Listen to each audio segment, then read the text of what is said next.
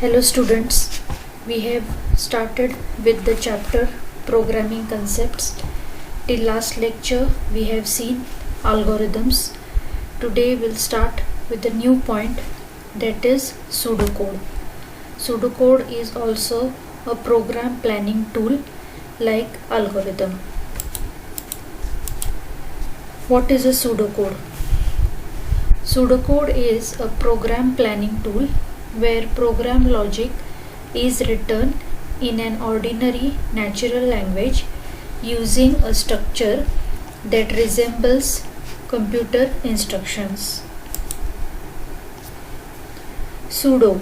The word pseudo means imitation or false, and the word code refers to the instructions written in a programming language. Hence, pseudocode is an imitation of actual computer instructions. Because it emphasizes the design of the program, pseudocode is also called Program Design Language, that is PDL. Okay, so like algorithm in which we write the logic of the program, that is the sequence of instructions which we are going to implement in a programming logic. In the same ways, we can also use a pseudocode for planning the logic of a program. But what is the difference between an algorithm and pseudocode? In algorithms, first thing is that we give step numbers which are to be followed in a sequence.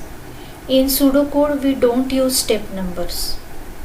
Okay, in algorithm, we write the instructions in a specific structured language, but in case of a pseudocode, we write it in an ordinary natural language. So algorithm written by different people can match because it has some proper structure. But if different people write pseudocode, they will write in their own languages. So if a same problem is given to two people, their pseudocodes may differ. So we'll see now. Pseudocode is an informal high-level description of the operating principle of a computer program or other algorithm.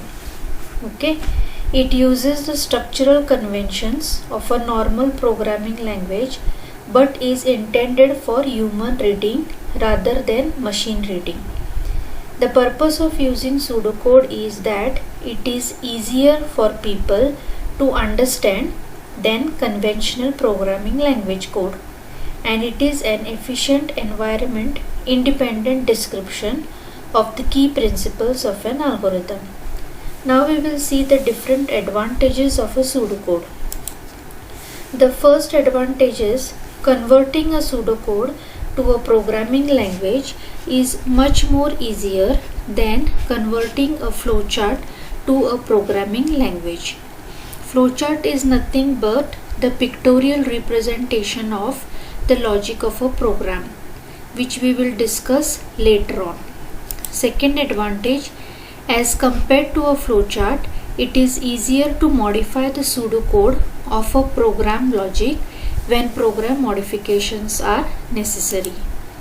Writing of pseudocode involves much less time and effort than drawing an equivalent flowchart, as it has only few rules to follow.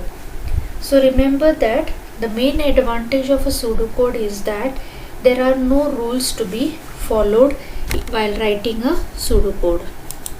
Next we'll move on to limitations of pseudocode. In case of pseudocode, a graphic representation of program logic is not available. There are no standard rules to follow in using pseudocode. So as previously told, rules are not there to write a pseudocode. This may be an advantage for the programmer or the analyst, but it will become a limitation when some other person wants to understand the logic of your program. The rules are not followed, so there may be some limitations for the person to understand the logic.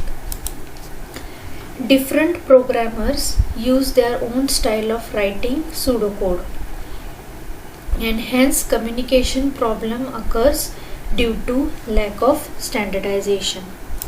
So we'll take an example of pseudocode.